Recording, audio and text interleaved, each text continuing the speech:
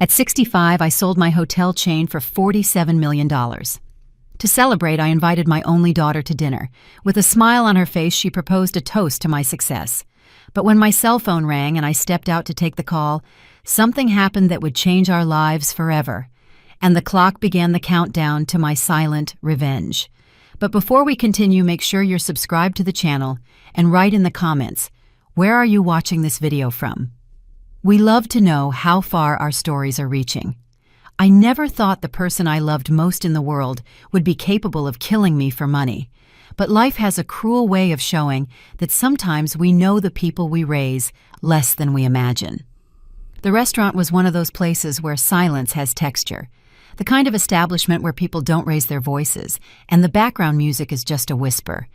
The tablecloths were immaculate white linen, and every piece of silverware gleamed under the soft light of the chandeliers. I sat across from my daughter Sarah, a 38-year-old woman I had raised alone after the early death of my husband David. He passed away when she was only 12, leaving me in charge of our small beachside inn and raising our little girl. That small inn was now a chain of hotels I had just sold for $47 million. It was the end of an era and the beginning of another. Decades of hard work, sleepless nights, countless sacrifices, all to make sure my daughter had the best I could offer. To your health, Mom. Sarah raised her champagne glass, her eyes shining in a way I interpreted as pride. 47 million, can you believe it? You're incredible. I smiled, clinking my glass against hers. I took a small sip of my cranberry juice. My cardiologist had been firm. No alcohol for me. My blood pressure was out of control, and I took my health very seriously. Sarah looked stunning that night. She wore an elegant black dress I had given her for her last birthday. Her brown hair, identical to mine when I was her age, was swept up in an elaborate bun. Beside her, Michael, her husband of 5 years, smiled with that charming attitude that had always made me uncomfortable, though I could never quite explain why. "I'm so happy you finally decided to sell, Helen," Michael said, also raising his glass. "Now you can enjoy life, travel, rest. You've worked too much." I nodded, though something in his tone bothered me. It was as if he were more relieved than happy for me, as if the sale represented something different to him than it did to me. "I have plans," I replied simply. "The David Foundation is just the beginning." I saw a flicker of something cross Sarah's face. Irritation, worry. It was so fast I couldn't identify it. "Foundation?" she asked, her voice suddenly tense. "Yes, I'm creating a foundation in your father's name to help orphaned children. A significant part of the sale will go to that." Michael coughed, nearly choking on his champagne. "How wonderful," he said, but his voice betrayed another emotion. "And how much exactly are you planning to donate?" Before I could answer, my cell phone rang. It was Jessica, my lawyer and friend of decades, someone who knew my family as well as I did. "I have to take this," I said, getting up. "It's about the final details of the sale." I walked to the restaurant lobby where the signal was better. The conversation with Jessica was brief, just a few details about signing the final documents the next morning. When I returned, I noticed something strange. Sarah and Michael were talking in urgent whispers that stopped immediately as I approached. "Is everything okay?" I asked as I sat down. "Of course, Mom," Sarah smiled, but the smile didn't reach her eyes. "I was just telling Michael how proud I am of you." I nodded, picking up my glass of cranberry juice. I was about to take a sip when I noticed something. A slight residue at the bottom of the glass, as if something had dissolved in it. I put the glass back on the table without drinking. "Who wants dessert?" I asked, casually changing the subject. The dinner continued for another half hour. I ordered a new juice, claiming the previous one was too sweet, and I watched Sarah and Michael's reactions closely. There was tension in their smiles, a poorly disguised anxiety in their gestures. When we finally said goodbye on the sidewalk in front of the restaurant, Sarah hugged me tightly. "I love you, Mom," she said. And for a moment, I almost believed it was true. I got into my car and waited until their vehicle disappeared around the corner. I was about to start the engine when I heard a light tap on the window. It was Anthony, the waiter who had served us all night. His face wore a grave expression that immediately alarmed me. I rolled down the window. "Yes," Mrs. Helen, he said in a low voice, looking around nervously as if he was afraid of being heard. Forgive me for intruding, but there's something I need to tell you. What is it, Anthony? He hesitated, clearly uncomfortable. When you stepped out to answer the phone, I saw something. I was serving the next table and... He paused, swallowing hard. I saw your daughter put something in your glass, a white powder from a small vial she took from her purse. Her husband was looking around as if on watch to make sure no one saw. My blood froze. Even though I had already noticed something strange in the glass and suspected something, hearing the confirmation from a witness was devastating. Are you absolutely sure about this? I asked, my voice barely a whisper. Anthony nodded, his gaze direct and firm. Absolutely, ma'am. I've been working here for 15 years. I've never meddled in customers' lives, but I couldn't stay silent about this. I couldn't sleep. And did you tell anyone else? No, ma'am. I came straight to you. I thought, well, that you should know. I took a deep breath, trying to gather my thoughts. Anthony, thank you for your honesty. Would you mind if I kept the glass to check it? I already took care of that, he replied, pulling a sealed plastic bag from his pocket containing my juice glass. I was going to suggest the same. If you want to have it tested, well, the proof is right here. I took the bag with trembling hands. I don't know how to thank you. You don't have to, Mrs. Helen. Just be careful. People who do these kinds of things are dangerous. With one last worried look, Anthony walked away, heading back into the restaurant. I sat in the car for several minutes, holding the bag with the glass, feeling as if the world had collapsed on top of me. Tears streamed down my face, but they weren't of sadness. They were of a cold fury I had never felt before. A kind of rage that turns blood to ice and thoughts to precise calculations. I wiped my face and picked up the phone. Jessica answered on the second ring. You were right. That was all I said. There was a long silence on the other end of the line. Jessica knew.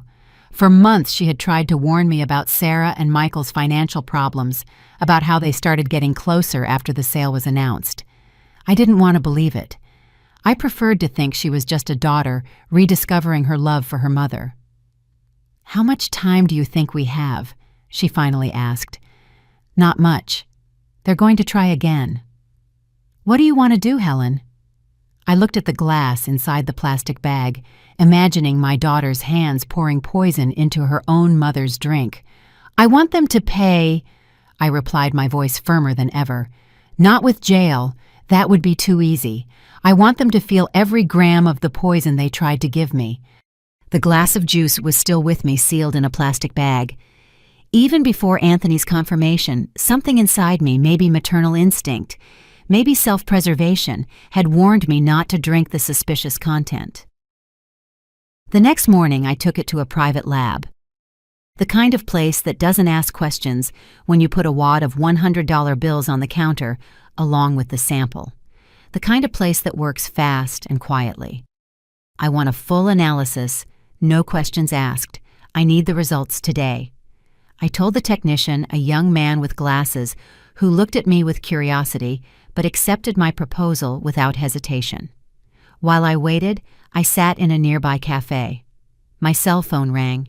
It was Sarah. Mom, are you okay? You didn't look too good last night. Her voice sounded concerned, but now I could hear the falseness behind every word. I'm fine, dear, I replied, forcing a light tone. Just a little tired. I'm going to rest today. Oh, good. I thought you might be, I don't know, sick or something. Disappointed I'm not dead, I thought. But I said, not at all. I feel great. There was an awkward pause. And what about that foundation you mentioned? Is that really something you want to do right now? I mean, you just sold the hotels.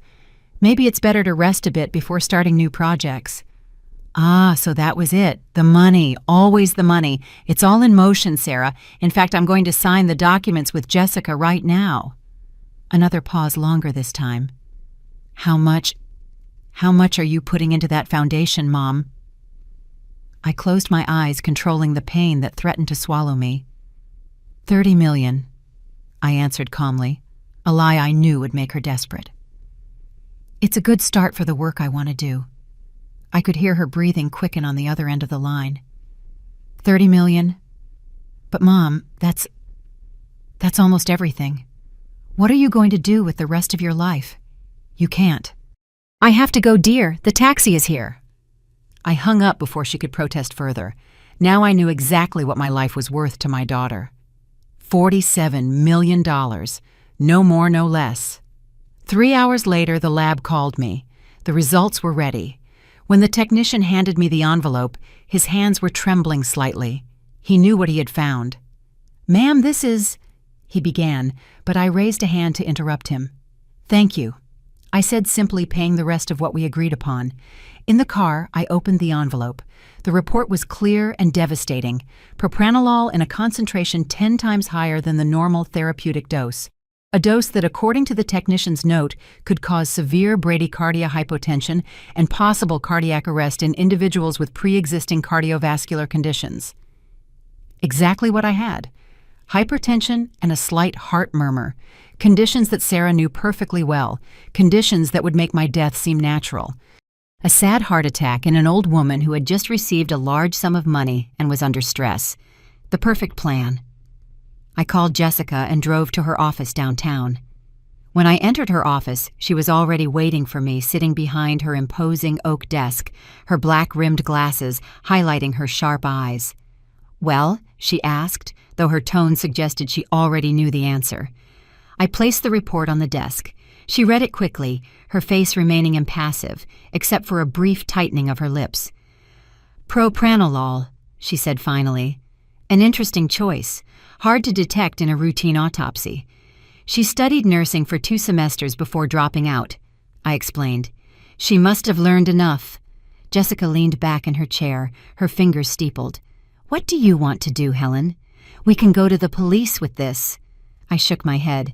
"And turn this into a public spectacle.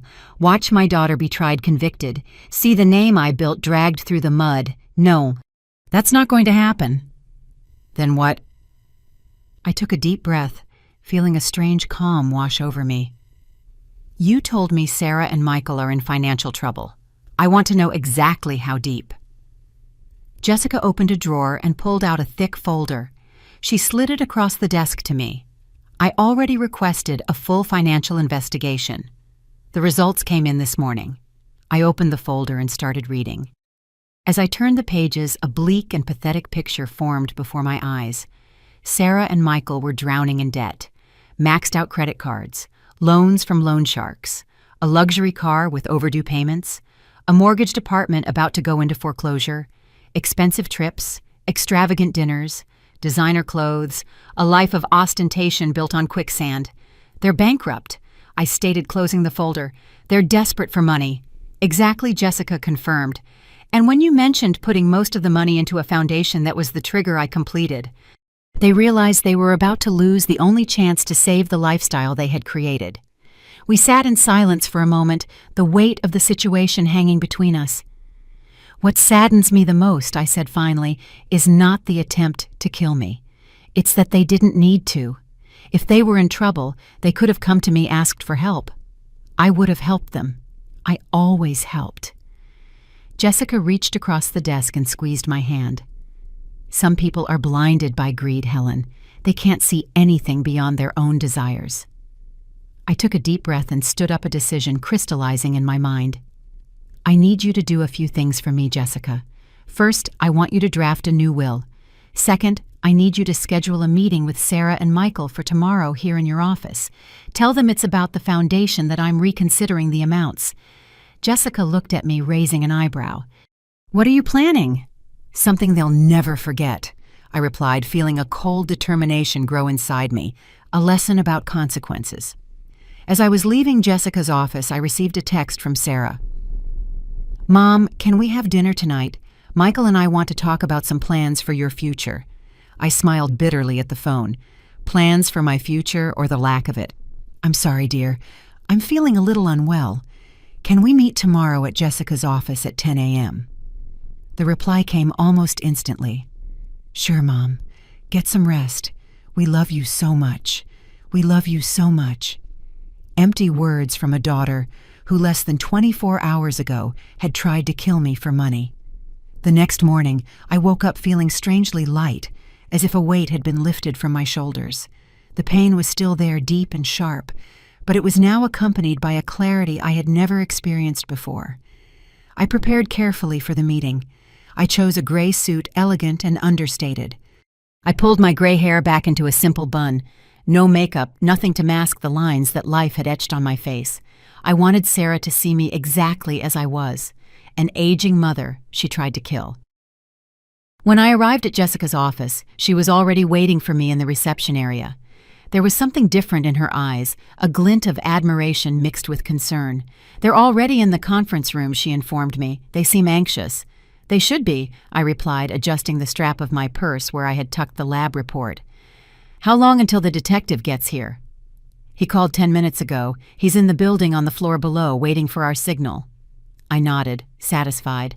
Jessica had hired an ex-cop to help us with what was about to happen. It wasn't official, it wasn't legal, but it was necessary. "Let's go then," I said, straightening my shoulders. As I entered the conference room, Sarah and Michael stood up immediately. My daughter was wearing a light blue dress, almost innocent in its cut. Michael was impeccable in a dark suit. They looked like a model couple, the kind from a bank or a life insurance ad. "Mom." Sarah came forward with her arms open to hug me. I took an imperceptible step back. She hesitated, confused but quickly recovered, turning the movement into a gesture to pull out a chair for me. "Are you feeling better today?" she asked, her face a mask of concern. "Much better," I replied, sitting down. "It's amazing what a good night's sleep can do." Michael smiled, showing perfect and overly white teeth. "I'm glad to hear that, Helen. We were worried." "I bet you were," I thought. "Worried I was still alive." Jessica sat down next to me, opening a folder containing several documents. Her expression was one of absolute professionalism, although I knew the whirlwind of emotions she must be feeling. Jessica had been my friend for over 30 years. She had been Sarah's maid of honor. She had treated her like a niece. "Well," she began, "Helen asked me to call this meeting to discuss some adjustments to the financial plans after the sale of the hotels." Sarah's eyes momentarily sparkled. Michael straightened in his chair. "As you know," Jessica continued, "Helen initially planned to allocate a significant portion of the sale's value to the David Foundation." "30 million," Sarah interrupted, her voice betraying a slight tremor. "Mom, I really think that's too much. I mean, of course it's your money and you do what you want, but—" I raised my hand, silencing her. "Actually, there's been a change of plans," I said calmly. After thinking about it, I realized I might have been too hasty. Sarah's face lit up with poorly concealed hope. "Really?" she asked, leaning forward. "Yes," I continued. "I realize there are more important things than I imagined. Things that only become clear when you're on the verge of death." A heavy silence fell over the room. Michael swallowed hard. Sarah froze, her smile faltering for a moment. "What do you mean, Mom?" she asked, forcing a light laugh. "You look great." Instead of answering, I opened my purse and took out the lab report. I placed it on the table and slid it towards the couple. "Do you know what this is?" I asked softly. Sarah looked at the document without touching it. Michael remained motionless like a statue. "It's a toxicology report." I continued, my voice still calm, almost clinical. "An analysis of my cranberry juice from the night before last. Interesting, isn't it, propranolol in a potentially lethal dose for someone with my heart conditions?" The color drained from Sarah's face. Michael began to sweat visibly. "Mom, I don't know what you're talking about," Sarah stammered, her gaze darting between Jessica and me. "Is this some kind of joke?" "A joke?" I repeated, tilting my head. "No, Sarah. It's not a joke. Just as it's not a joke that you two are drowning in debt, or the fact that you tried to poison me to inherit my money before I wasted it on a foundation." Michael started to get up, but Jessica stopped him with a firm gesture. "I suggest you two stay exactly where you are," she said, her voice as cold as steel. "Things will get much worse if you try to leave now." Sarah started to cry, large tears rolling down her perfectly made-up face. "Mom, I swear I don't know what you're talking about." I would never do something like that. Never. It was an impressive performance. If I didn't have Anthony's words, if I didn't have the report, I might have even believed her. Sarah, I said, my voice finally breaking a little. The waiter saw everything. Anthony, remember him. He saw you put something in my glass while I was on the phone. He saw Michael keeping watch to make sure no one was looking. The silence that followed was deafening. Michael looked at Sarah, who had stopped crying. Her face now showed something different. It was no longer fear or shock. It was calculation. She was weighing her options, trying to find a way out. This is ridiculous. Michael finally spoke, his voice trembling slightly. You're accusing us of attempted murder. Based on what? The testimony of a waiter who could be lying. A lab report that could have been faked. Jessica smiled a humorless smile. That's exactly why we have a guest waiting to join us, she said, picking up the phone. He's eager to hear your explanations. She dialed a number and spoke briefly. Seconds later, the door opened and a tall, serious-looking man entered. He wore a simple suit and carried a folder similar to Jessica's. This is Charles Miller, Jessica introduced, former detective with the federal police, now a private consultant. Charles greeted everyone with a nod and sat down next to Jessica. Mr. Miller has spent the last 48 hours investigating the two of you. I continued, watching the panic grow in Sarah's eyes.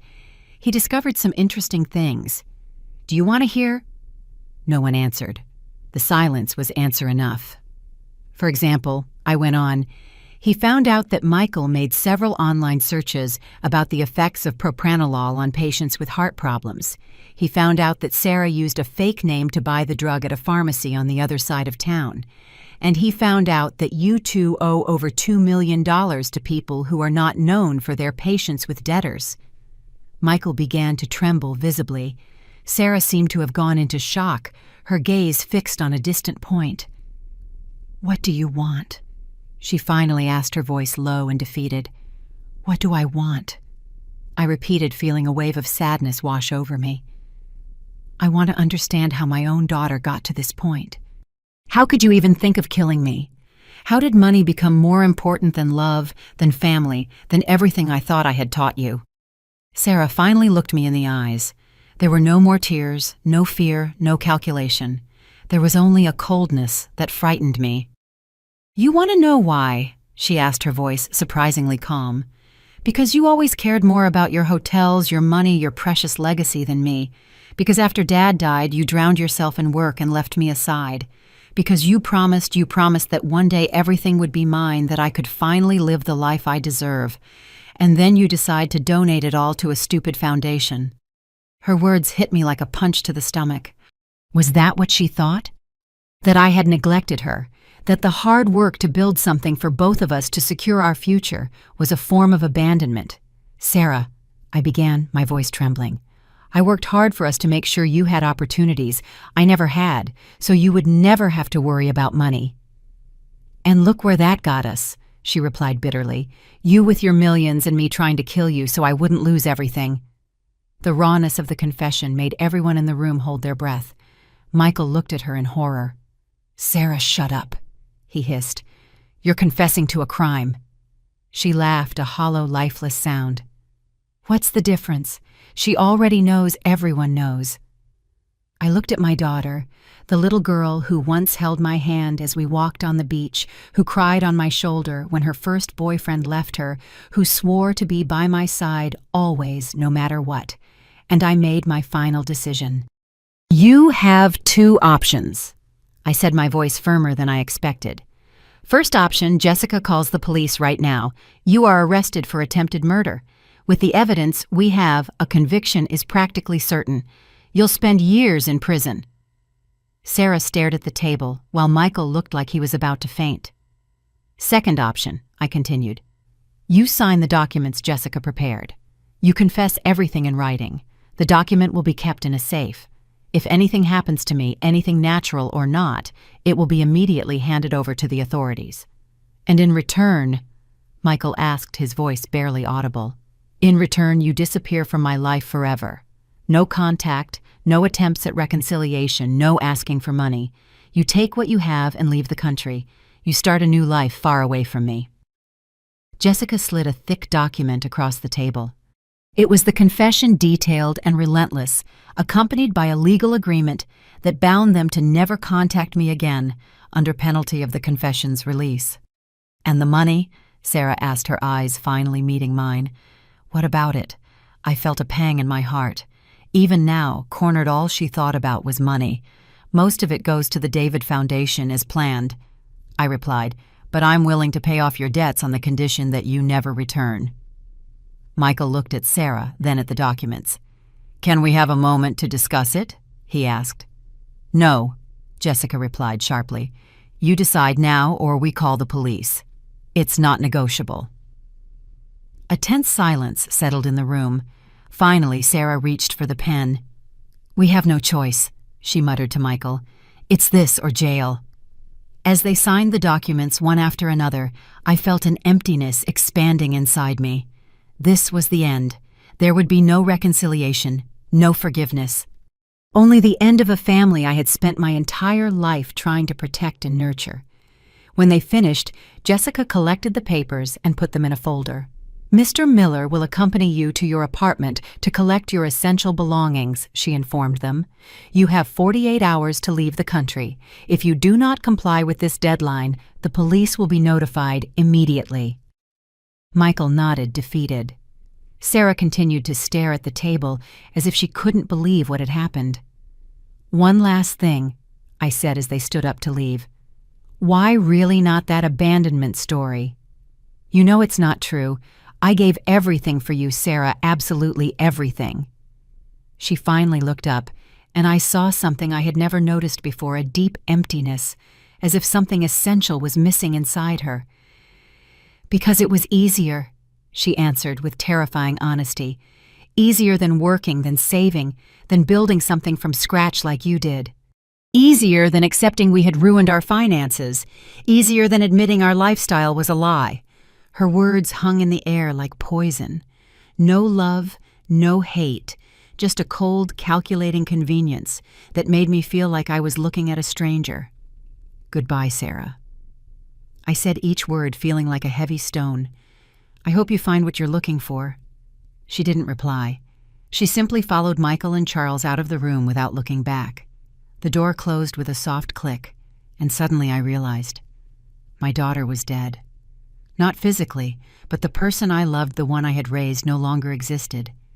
Maybe she never had. Jessica and I sat in silence for several minutes. She finally took my hand. "Are you okay?" I shook my head, unable to speak. The tears I had held back throughout the meeting finally came, a silent stream running down my face. "I'll take you home," she said gently. On the way, looking out the car window, I saw families walking on the sidewalks. Mothers holding the hands of small children, teenagers arguing with their parents, common everyday scenes that now seemed to belong to a world to which I no longer had access. 2 weeks passed. Charles confirmed that Sarah and Michael had left the country headed for Portugal with what little money they had left. The promise to pay their debts was kept not out of generosity, but because I didn't want loan sharks looking for them and eventually coming to me. I settled into a quiet routine. In the morning, I walked on the beach near my house. In the afternoon, I worked on the details of the David Foundation. At night, I sat on the balcony with a cup of tea watching the sea and trying to understand how I had gotten to this point. It was during one of those nights that Jessica showed up unannounced. She carried a folder under her arm and a determined expression on her face. "Enough moping," she declared, placing the folder on the table in front of me. "It's time to start living again." I looked at her, surprised by her direct approach. "What's this projects?" she replied, opening the folder. "Projects for the David Foundation. Things you can do now. People you can help. Lives you can change."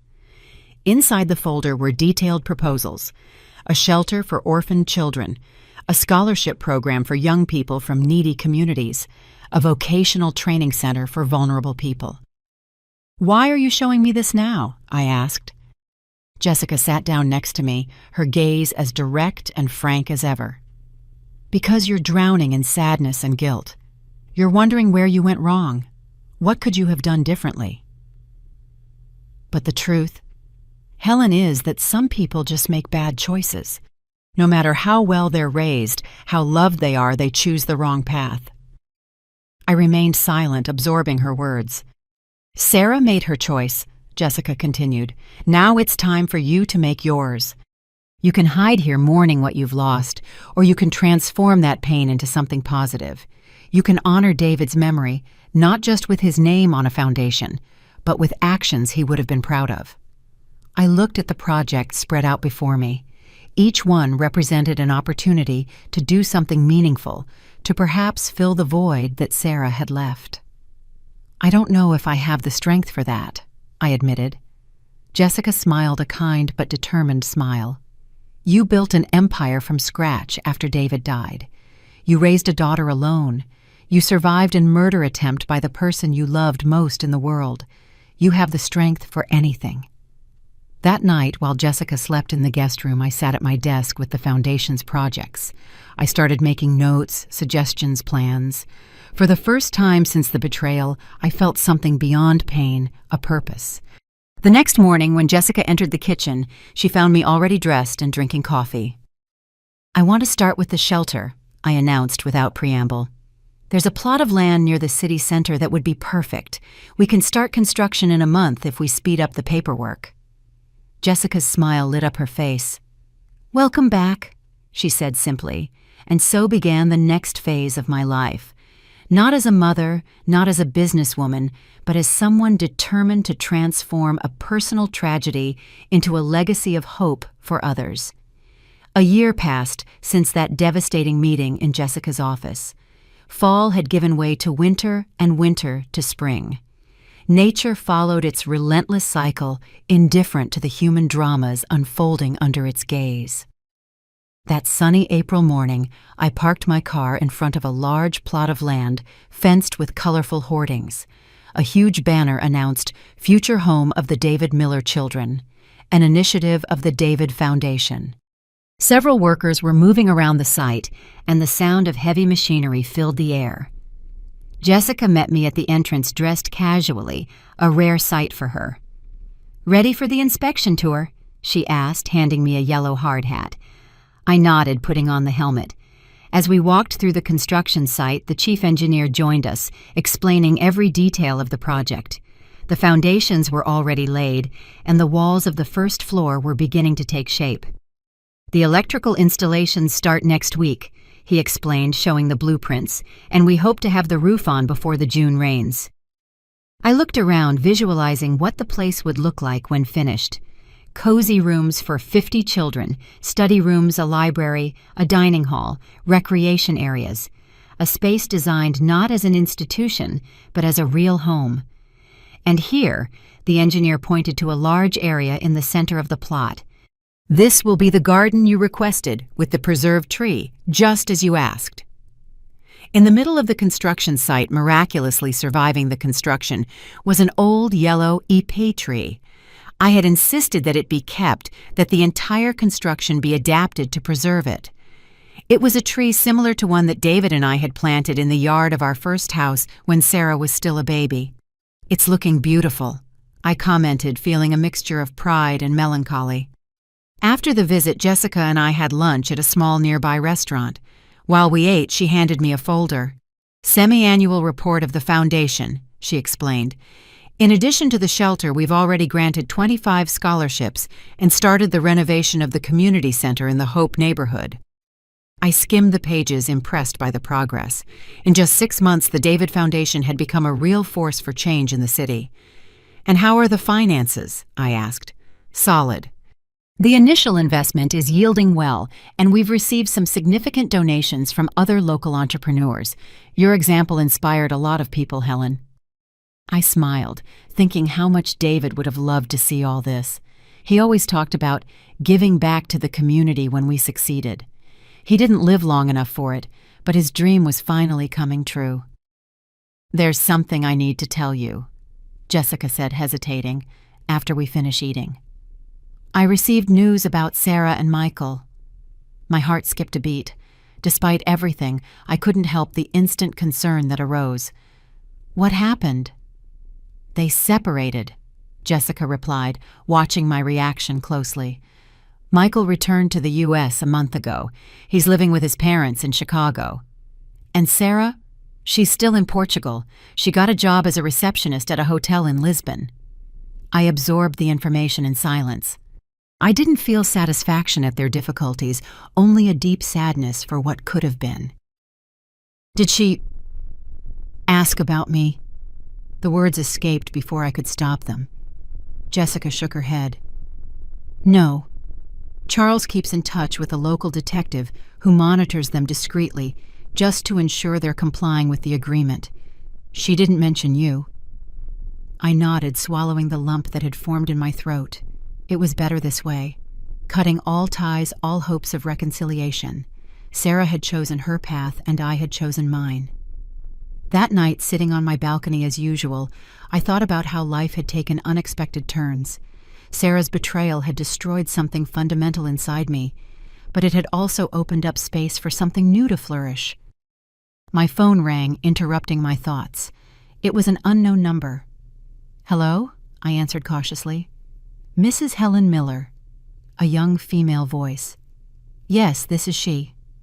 My name is Lily Carter. I'm one of the scholars from the David Foundation. I was surprised.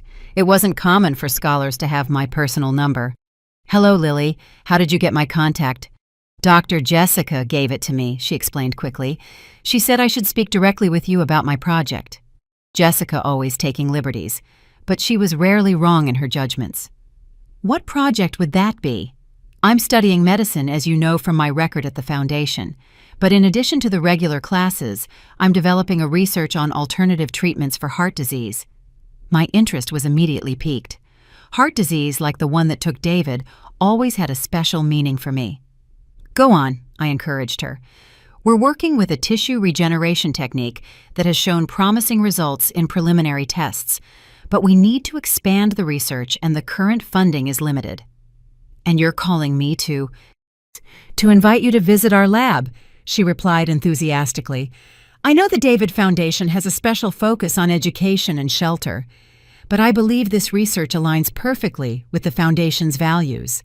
Saving lives, preventing other children from losing their parents, like you lost your husband. I was impressed by the research she had done on me. Jessica must have told her a lot. When would this visit be? Tomorrow, if possible. We'll be conducting an important experiment, and it would be a perfect opportunity for you to see the work in progress. I hesitated. My schedule was relatively free, but I hadn't planned on getting involved with projects beyond those already established by the Foundation. Lily, I'll be honest, it sounds like a fascinating project, but I'm not sure it's within the current scope of the Foundation. I understand, she replied, her voice showing disappointment. But if you'll allow me just 1 hour of your time, I promise you'll see the potential. We're talking about a treatment that could have saved your husband, Mrs. Helen. Her words struck a chord. David had died suddenly from a massive heart attack. The doctor said there was nothing that could be done, that even with immediate attention, the chances were minimal. Since then, I had always wondered if with advances in medicine, stories like his could have different endings. All right, I finally conceded. Give me the address. I'll be there tomorrow at 10 a.m. After hanging up, I thought about the coincidence. The same day I received news about Sarah. This opportunity arose to honor David's memory in a way I hadn't considered contributing to research that could save other families from the pain we felt. Maybe there were no coincidences. Maybe life simply followed its flow, opening unexpected doors when others closed. The next morning, I drove to the university following Lily's directions. The campus was large and wooded, with modern buildings scattered among green areas. The lab was in a new building dedicated to biomedical research. Lily was waiting for me at the entrance. She was a young woman of about 25 with dark hair tied back in a ponytail and bright, intelligent eyes that shone with enthusiasm. She wore a pristine white lab coat over simple clothes. Mrs. Helen, thank you so much for coming. She greeted me, extending her hand. It's an honor to meet you personally. The pleasure is mine, I replied, shaking her hand. There was something familiar about her that I couldn't quite place. Jessica speaks very highly of your work. Dr. Jessica has been a great support. she smiled. "Come, let me show you the lab." As we walked through the hallways, Lily enthusiastically explained the ongoing projects. Her passion for medicine was contagious, reminding me of the enthusiasm David had for his work. The lab was impressive. State-of-the-art equipment, researchers focused on their workstations, an atmosphere of dedication and purpose. "This is the heart of our project," Lily said, leading me to an area separated by glass partitions. Inside the space, several researchers were working with microscopes and equipment I didn't recognize. On a central table, a device pulsed gently, simulating the beat of a human heart. "We are developing an artificial heart tissue that can be integrated into damaged muscle," she explained. "Using the patient's own stem cells, we eliminate the risk of rejection and accelerate the recovery process."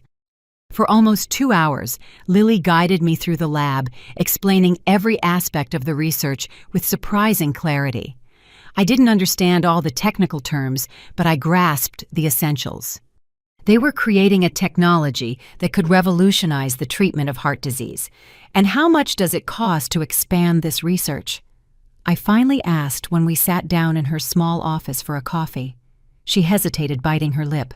$600,000 for the next year. That would allow us to hire 2 more researchers and acquire essential equipment for preliminary clinical trials. It was a considerable sum, but well within the Foundation's possibilities. "Why doesn't the Research Promotion Agency finance it?" "They do, but the process is slow. We're competing with dozens of other projects. We could lose months, even years." "Meanwhile, people die," I completed. She nodded, her eyes serious. "Exactly. People like your husband." Again, I felt that strange familiarity looking at her. Something in her gaze and the way she tilted her head as she spoke. "Lily, you mentioned that Jessica talks a lot about me. What exactly did she tell you?" The young woman hesitated, suddenly looking uncomfortable. "Well, she told me about the Foundation, about how it was created in memory of your husband, about the incredible work you're doing." "Is that all?" She took a deep breath, as if making a difficult decision. "No, she also told me about your daughter." A heavy silence fell over the small office. I looked at Lily, trying to decipher her expression. There was no judgment there, only a genuine compassion that puzzled me. "And what exactly did she tell you about my daughter?" I finally asked, my voice tighter than I intended. Lily shifted in her chair, her fingers drumming nervously on the desk. "She told me what happened, the poisoning attempt, how you found out the agreement. And why would she share something so personal with you?" She briefly looked away, as if gathering courage. "Because I asked her to. Because I needed to understand before I met you." The answer confused me even more. "You needed to understand why." Instead of answering directly, Lily opened her desk drawer and took out a framed photograph. She passed it to me silently. It was an old photo, yellowed with time. It showed a tall, gray-haired man with an arm around a younger woman. They were smiling at the camera in front of a small house. "Who are they?" I asked, although something inside me already knew the answer. "My parents," Lily replied softly, "or rather the people who raised me." I looked at her with new understanding, now noticing the details. The shape of her eyes, the curve of her smile features that were painfully familiar to me. "You are," I began, unable to complete the sentence. "Your granddaughter." She confirmed, her firm gaze meeting mine. "Sarah had me when she was 17. She couldn't or didn't want to raise me. I was adopted by a couple from rural Ohio." My mind was reeling. A granddaughter. I had a granddaughter. All these years, while I was building hotels, accumulating wealth, planning a legacy, there was a part of my family that I didn't even know existed. "Sarah never told me," I whispered more to myself than to Lily. "She never said a word about having a daughter."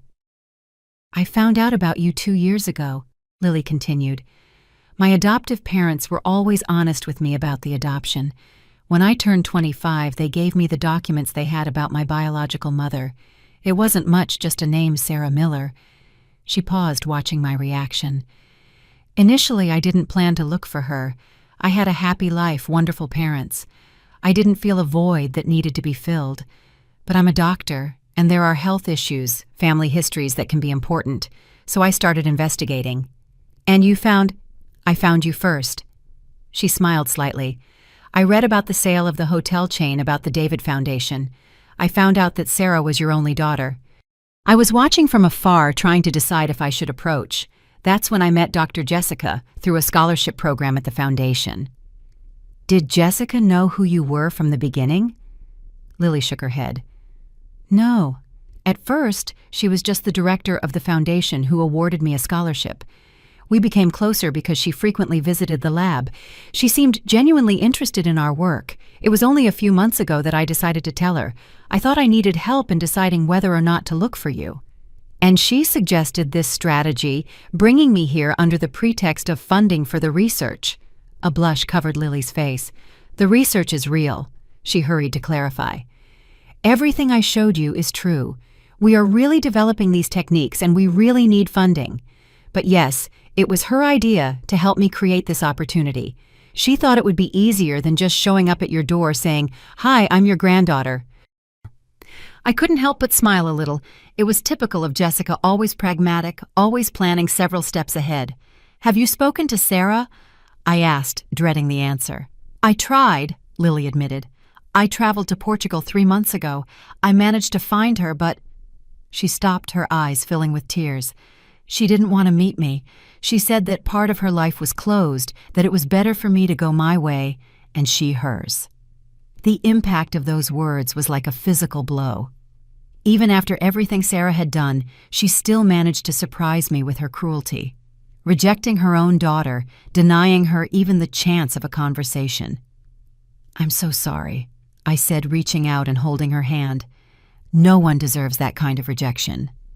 Lily wiped a tear with her free hand. "It's okay. Like I said, I had wonderful parents. I'm not looking for a mother, but I thought maybe you would like to know that you have a granddaughter. That part of your legacy continues in a way you didn't expect." I looked at her, this intelligent, compassionate, and determined young woman, and I felt something unravel inside me. A knot of bitterness and pain that I had carried since Sarah's betrayal began to loosen. "Lily," I said, my voice choked with emotion, "I would love to get to know my granddaughter, truly not just as a potential funder of your research, but as your grandmother, if you want, of course."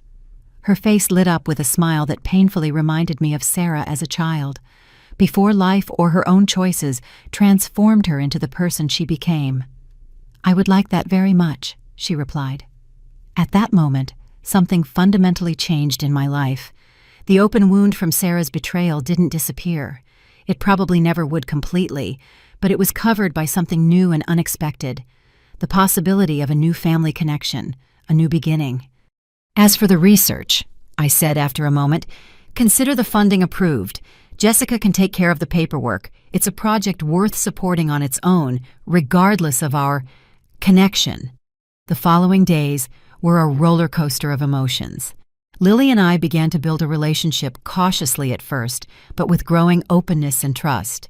I discovered that she was everything I could hope for in a granddaughter, brilliant like David, determined like myself, but with a gentleness and compassion that were entirely her own.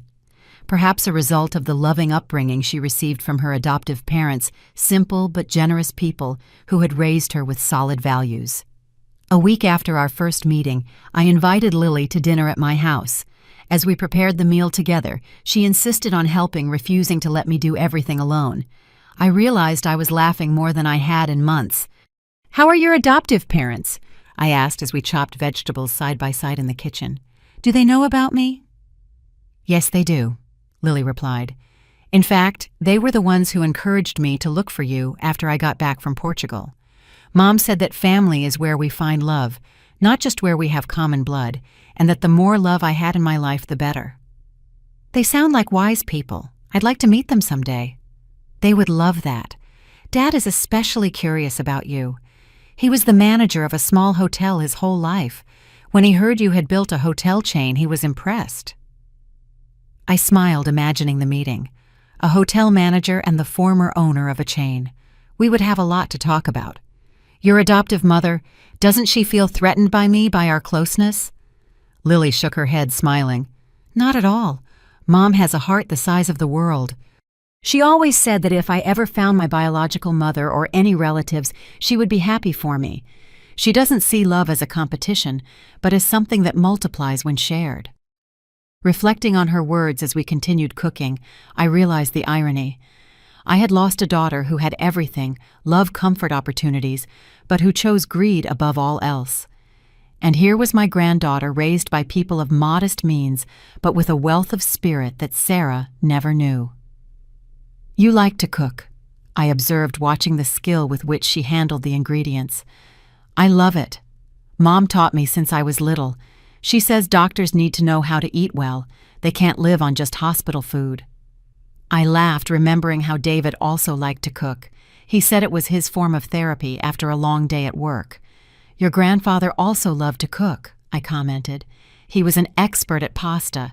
He made gnocchi that was a work of art." "Really?" Her eyes sparkled with interest.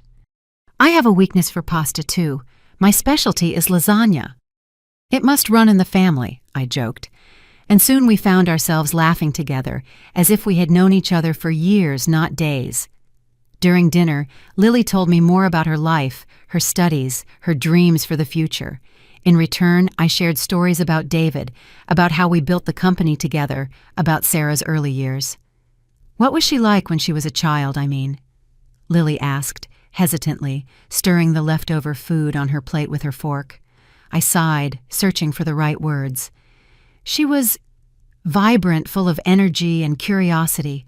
She loved adventures. She always wanted to explore, to discover new things.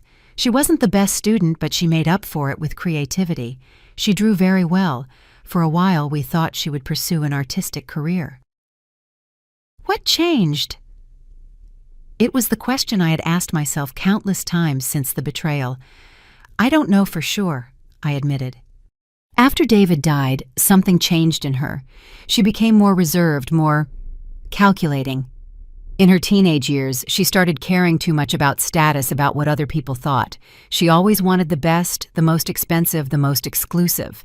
I thought it was just a phase that she would grow out of it. But instead, that trait only intensified over time. Lily nodded thoughtfully. When I met her, even in that brief encounter, I noticed something strange about her. A coldness, a distance, as if she were always calculating something, measuring her words and actions. "Do you think I could have prevented it? That I did something wrong in raising her?" The question slipped out before I could stop it. It was something that haunted me on sleepless nights. Where did I go wrong? Lily placed her hand on mine, her gaze direct and sincere. "As a doctor, I've learned that there are factors beyond our control. Genetic predispositions, brain chemistry, formative experiences that seem insignificant at the time, but that deeply shape a personality. I don't think you could have predicted or prevented the path she chose."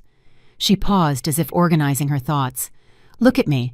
I have the same genetic material as her, but I was raised by different people in a different environment, and I became a completely different person. That tells me it's not just upbringing, nor just genetics. It's a complex combination of factors, many of which are beyond a parent's control." Her words brought a relief I didn't know I needed. For months, I had carried the weight of guilt, questioning every decision I made as a mother. Hearing Lily, a doctor, a person with scientific training, but also my granddaughter, say that maybe it wasn't my fault, was like feeling a knot untie in my chest. "Thank you for that," I whispered. "I'm not just saying what you want to hear," she insisted. "It's what I truly believe." After dinner, I showed Lily the family photo album. Together, we turned the pages that documented the history of the Millers, the wedding with David Sarah's early years, beach vacations, graduations, birthdays. Lily absorbed everything with an insatiable curiosity, asking questions, laughing at the stories that accompanied each picture. For her, these were pieces of the puzzle of her origin connections to a past she never knew. "This is me at your age," I commented, pointing to a photo of me at 27 next to the first hotel we managed. "The resemblance is incredible," she observed. "Same eyes, same face shape, and same determination from what I see in your work." We finally reached the last pages of the album. The most recent photos were from 3 years ago, showing Sarah and Michael at their wedding. "He seems unpleasant," Lily commented, observing Michael's figure. "He was charming when he wanted to be," I explained. "But there was something about him that always made me uncomfortable, a falseness that he couldn't completely hide." "And now they're separated," she murmured. "She's alone in Portugal." I noticed a tone of concern in her voice. "Do you still care about her even after the rejection?" Lily shrugged, a gesture of vulnerability. "It's strange, isn't it? I never really knew her. She's biologically my mother, but she's a complete stranger to me. Still, I can't help but worry. Maybe it's the doctor side of me always wanting to fix broken people." I touched her face gently. "It's your heart, Lily. Big and too generous for your own good." She smiled a little sadly. "Maybe, but that doesn't mean I'm going to try again. She made it clear she doesn't want me in her life. I respect that." That night after Lily left, I sat on the balcony for a long time looking at the stars. I thought about the irony of it all. I had lost a daughter, but gained a granddaughter. Sarah's betrayal, as painful as it was, had indirectly led me to Lily. If it hadn't happened, I might never have known her. Life had a strange sense of humor, sometimes cruel, sometimes surprisingly benevolent. And as I watched the night sky, I felt a strange peace settle over me. It wasn't the end of the pain. That would probably never completely disappear, but it was the beginning of something new, unexpected, and deeply valuable. A year passed since that first meeting with Lily. A year of transformations, of new discoveries, of a different kind of restart that I had never imagined for my life at 66. That sunny Sunday morning, the large hall of the David Miller Children's Home was decorated with colorful balloons and festive ribbons. It was the day of the official inauguration, and children of all ages ran excitedly through the newly built spaces, marveling at their new rooms, the library full of books, the modern playground in the garden. Jessica was by my side, impeccable as always, in a navy blue suit, observing the scene with satisfaction. "It was worth it, wasn't it?" she commented, as we watched a girl of about 7 exploring the bookshelf with reverent admiration, her fingers touching the spines as if they were treasures. "Every penny, every minute," I replied, feeling a wave of gratitude for everything we had managed to accomplish. The home had capacity for 50 children, but we would start with 30 to ensure each one received adequate attention. The team was made up of dedicated professionals, educators, psychologists, social workers, all sharing the vision that this would not be just a shelter, but a real home. "Look who's here." Jessica discreetly pointed towards the entrance. Lily had just entered, accompanied by an older couple. The woman, short and stout, had a warm smile that lit up her time-worn face. The man, tall and thin with graying hair, looked around with evident admiration. "Are those her parents?" I asked, though I already knew the answer. "Charles and Mary Carter," Jessica confirmed. "I'm finally going to meet them." We walked towards them. Lily saw us and waved her face, breaking into a wide smile. "Grandma Jessica, I want you to meet my parents." The word grandma still gave me a strange feeling, a mixture of surprise and happiness. In the first few months, Lily called me by my name, but gradually as our relationship solidified, she began to use the affectionate term. The first time she did it, we were cooking together, and it was so natural that we almost didn't notice the transition. "A pleasure to meet you." I greeted the couple, extending my hand. "Helen Miller." Mary ignored my outstretched hand and wrapped me in a tight hug.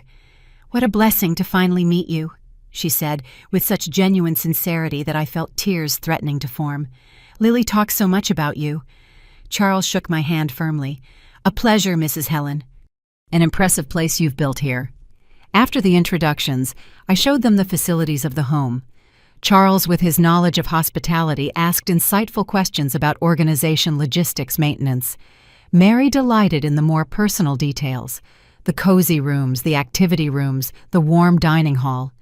"Each child will have their own space," I explained as we toured the bedrooms.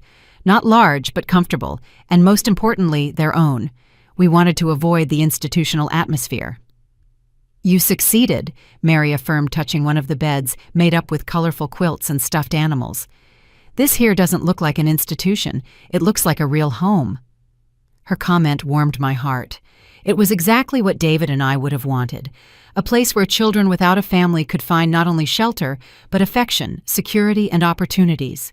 After the official inauguration, with speeches, a ribbon cutting, and many photographs, we organized a lunch for the special guests in the garden. Under the shade of the old yellow ipe tree, now surrounded by a circular wooden platform, tables were arranged to accommodate about 50 people, including employees, authorities, sponsors, and of course, the children themselves. I sat with Lily and her parents, while Jessica circulated among the guests, always the perfect hostess. "So, Charles," I began, pouring him more lemonade, "Lily told me you managed a hotel for many years." He nodded, his eyes shining with the pleasure of talking about his profession. 35 years at the Grand Sierra Verde Hotel. I started as a receptionist and ended up as general manager. Nothing compared to your chain, of course, but it was a good hotel, respected in the region. "Managing any hotel successfully requires talent," I replied sincerely, "especially for so long." "You must have seen many changes in the industry over the years." "Oh yes, when I started we made reservations in a large ledger. Computers unthinkable." He laughed, shaking his head. "Young people today have no idea what it was like." As we talked about the transformations in the hotel industry, I realized how easy it was to communicate with Charles. We shared similar experiences, common concerns, even though we had operated on very different scales. Mary, on the other hand, was chatting animatedly with Lily about the children in the home. As a former elementary school teacher, she had a natural understanding of children's needs. "You know," she said at one point, turning to me, "when Lily told us about you, I was a little apprehensive. I thought, is this rich, important lady going to find us too simple? Will she want to take our place in Lily's life?" Her frankness took me by surprise. "I would never try to—" I started to protest, but she raised her hand, smiling. "I know that now, but mothers are mothers. No matter the age of the children, one always worries. But seeing this place, what you've built here, showed me who you really are." She gestured broadly, indicating the home around us. "Someone who builds a place like this for children has a huge heart." I was deeply moved by her words. Mary's acceptance meant more than she could ever imagine. "It was Lily who gave me back hope," I confessed, lowering my voice so only she could hear. "After what happened with Sarah, I thought I would never trust anyone again, that I would spend the rest of my life alone, bitter." Mary squeezed my hand, her eyes understanding. "Children have that power, don't they, to heal wounds we thought were incurable." After lunch, while the children played under the supervision of the educators, Lily pulled me to a quieter corner of the garden. "I have some news to tell you," she said, a contained smile playing on her lips. "Our cardiac regeneration project was approved for preliminary clinical trials." "Lily," I exclaimed, "that's wonderful news." "When did you find out?" "Yesterday. I wanted to tell you in person." "The ethics committee approved the protocol, and we already have the first volunteers selected, patients with moderate heart damage who have not responded well to conventional treatments." "When do the trials begin?" "In 3 weeks. If all goes well, we can expand to a larger sample in 6 months." I looked at her with unrestrained pride. In just 1 year, she had transformed a promising but underfunded research into a pioneering project with the potential to save countless lives. "Your grandfather would be so proud," I said, feeling a lump in my throat. So proud." Lily held my hands, her gaze suddenly serious. "I received an email yesterday from Sarah." My heart skipped a beat. In a year, we had had no direct news from her. Only occasional reports from the detective hired by Jessica confirming that she was still in Portugal, working at the same hotel, living a seemingly ordinary and lonely life. "What did she want?" I asked, trying to keep my voice neutral. "She said she found out about my work. Apparently she saw something online about the cardiac research. She said she was proud." Lily seemed confused, as if she didn't know how to feel. "Did you reply?" "Not yet. I don't know if I should." I considered the situation. The part of me that still ached with the betrayal wanted to tell Lily to ignore the email to protect herself from possible manipulation. But the part that had grown, that had learned from this unexpected journey, knew that the decision was not mine. "What does your heart tell you?" I asked. Lily sighed, looking at the children playing in the distance. A part of me wants to reply to know more about her, maybe even try to build some kind of relationship. Another part remembers how she rejected me the first time, how she treated you, and is afraid. The fear is understandable, but so is the curiosity. "What would you do?" she asked, her eyes seeking guidance in mine. I thought carefully before answering. I think everyone deserves a second chance, not necessarily in your life, but at least to be heard. Maybe you can reply in a limited way, see what she has to say without creating high expectations. Lily nodded slowly. Maybe. I'll think about it. She paused, then asked the question that hung in the air. And you? If she tried to contact you, would you accept? The question floated between us, heavy with possibilities. A year ago, the answer would have been an immediate and definitive no. But now, after everything I had been through, after rediscovering the meaning of family through Lily, her parents, the children in the home, I don't know, I answered honestly. I really don't know. Lily smiled understandingly and linked her arm in mine. We don't have to decide today. We have time. We walked out together into the gentle evening, leaving the David Miller Children's Home behind, but carrying with us the certainty that, regardless of what the future held, reconciliation, forgiveness, new beginnings, or simply the acceptance of things as they were, we had built something meaningful from the ashes of betrayal. The poison that Sarah tried to give me had paradoxically transformed into the catalyst for a new life. A life that, despite all its imperfections and pains, was deeply worth living. Now, if you liked this story, click on the next video that is appearing on the screen, because in it there is a story of betrayal and a twist like you've never seen before.